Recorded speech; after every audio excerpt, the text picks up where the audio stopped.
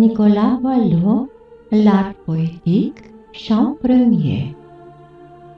C'est en vain qu'au Parnasse, un téméraire auteur pense de l'art de vers atteindre la hauteur. S'il ne sent point du ciel l'influence secrète, si son astre, en naissant, ne l'a formé poète, dans son génie étroit, il est toujours captif.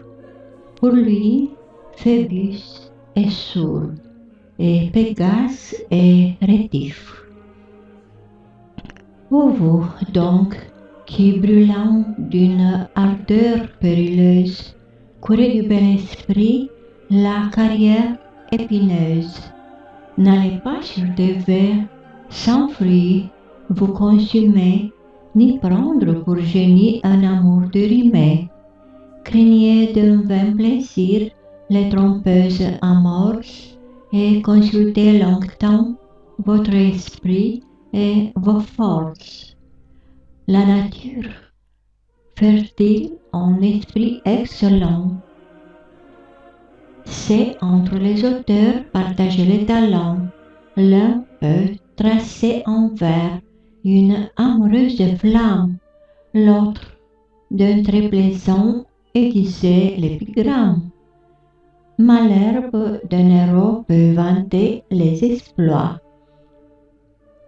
Racine, chanter Phyllis, les bergères et les bois, mais souvent un esprit qui se flatte et qui s'aime, méconnaît son génie et s'ignore soi-même. Ainsi, tel autrefois qu'on vit avec Faré, charbonné de sévère les murs d'un cabaret, s'en va, mal à propos, d'une voix insolente, chanter du peuple hébreu la fuite triomphante. Et poursuivant, Moïse au travers des déserts court avec Pharaon se noyer dans les mers. Quelques sujets qu'on traite, ou plaisants ou sublimes, que toujours le bon sens s'accorde avec la rime. L'un, l'autre vainement, il semble se haïr. La rime est une esclave et ne doit qu'obéir. Lorsqu'elle a bien cherché d'abord en ses vertus, l'esprit à la trouver aisément l'habitue. Au joug de la raison, sans peine, elle fléchit et, loin de la gêner, la sert et l'enrichit. Mais lorsqu'on la néglige, elle devient rebelle et pour la rattraper, le sang court après elle. Aimez donc la raison que toujours vos écrits empruntent d'elle seule et leur lustre et leur prix. La plupart, emportés d'une fougue insensée, toujours loin du droit sens, vont chercher leur pensée.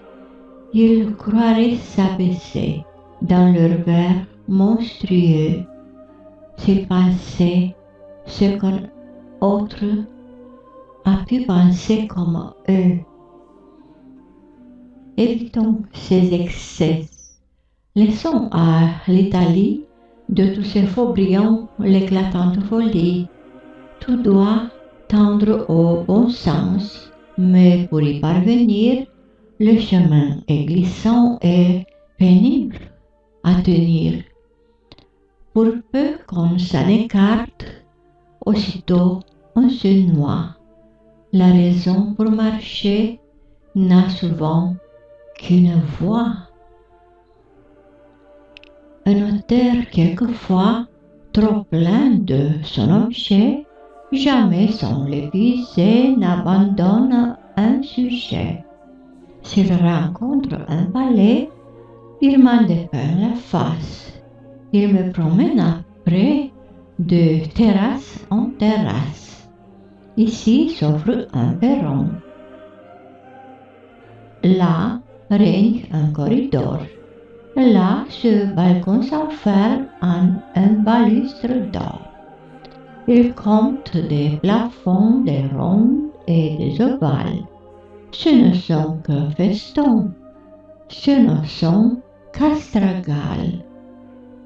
Je saute 20 feuilles pour en trouver la fin, et je me sauve à peine au travers du jardin.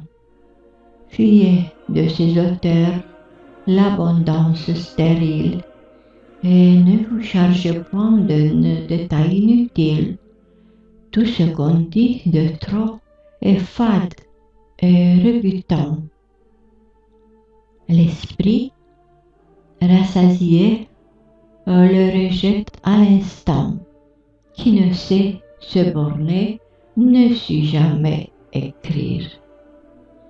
Souvent, la peur d'un mal nous conduit dans un pire. Un verre était trop faible et vous le rendez dur. J'évite d'être longue et je deviens obscure. L'un n'est point trop fardé, mais s'amuse et trop nu. L'autre a peur de ramper, il se perd dans la nuit. Voulez-vous du public mériter les amours? Sans cesse en écrivant, variez vos discours. Un style trop égal est toujours uniforme. En vain brille à nos yeux, il faut qu'il nous endorme. On lit peu ces auteurs nés pour nous ennuyer, qui toujours sur un ton semblant psalmodiaient. Heureux qui, dans ces vers, sait d'une voix légère passer du grave au doux, du plaisant au sévère. Son livre, aimé du ciel et chéri des lecteurs, est souvent chez Barbin entouré d'acheteurs. Quoi que vous écriviez, évitez la bassesse. Le style le moins noble a pourtant sa noblesse. Au mépris du bon sens, le burlesque effronté trompa les yeux d'abord, plus par sa nouveauté. On ne vit plus un vers que pointe triviale. Le Parnasse parla le langage des Halles. La licence arrimée alors n'eut plus de frein. Apollon travesti devint un tabarin. Cette contagion infecta les provinces, du clerc et du bourgeois passa jusqu'au prince. Le plus mauvais, plaisant eut ses approbateurs, et jusqu'à Dassoucy, tout trouva des lecteurs. Mais de ce style, enfin, la cour désabusée dédaigna de ses vers l'extravagance aisée. Distingua le naïf du plat et du buffon, et laissa la province admirer le typhon. Que ce style jamais ne suit votre ouvrage. Imitons de Marot l'élégant badinage et laissons le burlesque au plaisant du Pont-Neuf. Mais n'allez point aussi sur les pas de Brébeuf, même en une pharsale, entassée sur les rives, de morts et de mourants sans montagne plaintive. Prenez mieux votre ton, soyez simple, avec art, sublime, sans orgueil, agréable, sans farde. N'offrez rien au lecteur que ce qui peut lui plaire. Ayez pour la cadence une oreille sévère. Que toujours dans vos vers le sens, coupant les mots, suspende l'hémistiche, en marche le repos. Gardez qu'une voyelle à courir trop hâtée ne soit une voyelle en son chemin heurté. Il est un heureux choix, de mots harmonieux. Fuyez des mauvais sons, le concours odieux, le verre le mieux rempli, la plus noble pensée ne peut plaire à l'esprit quand l'oreille est blessée. Durant les premiers ans du Parnasse François, le caprice tout seul faisait toutes les lois. La rime, au bout des mots assemblés sans mesure, tenait lieu d'ornement, de nombre et de césure.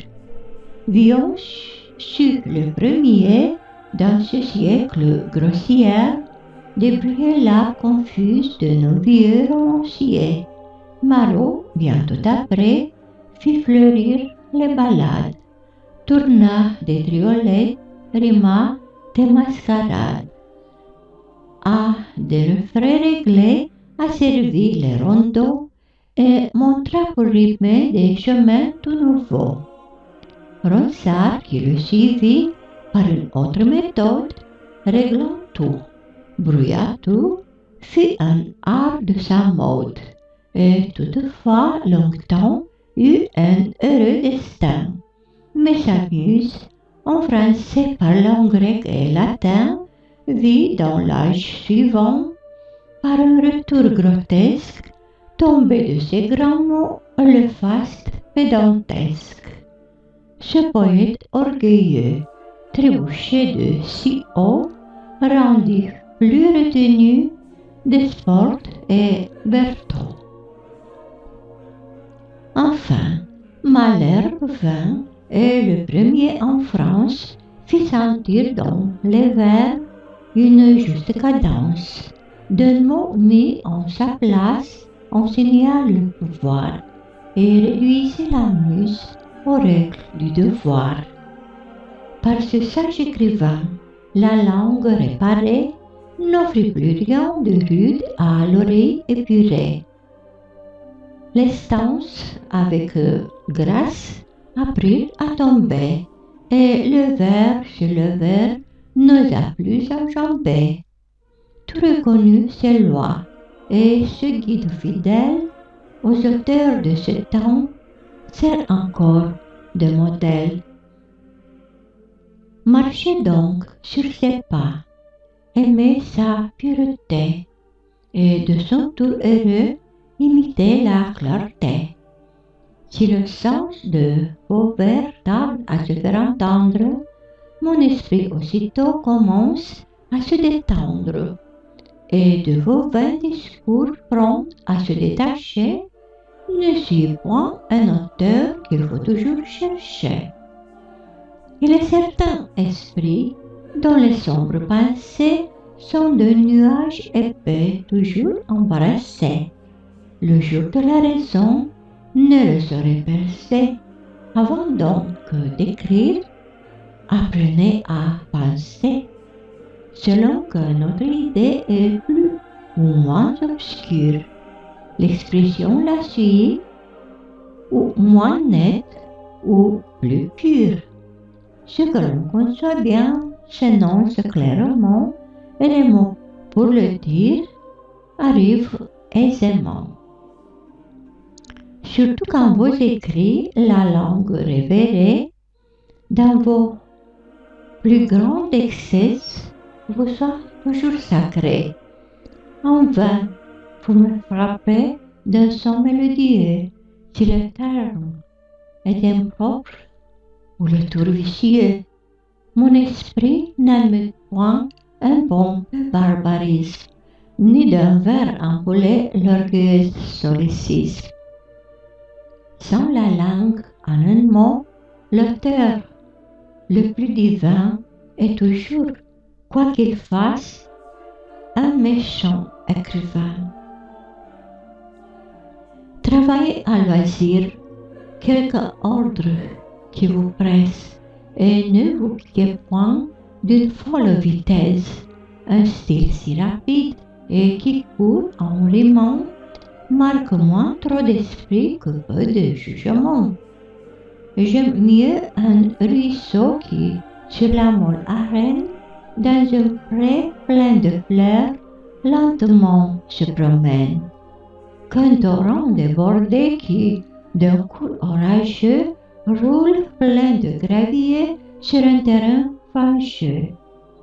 Hâtez-vous lentement et sans perdre courage, 20 fois sur le métier, remettez votre ouvrage, polissez-le sans cesse et le repolissez, ajoutez quelquefois et souvent effacez. C'est peu quand un ouvrage où les fautes fourmillent, des traits d'esprit semés de temps en temps petits.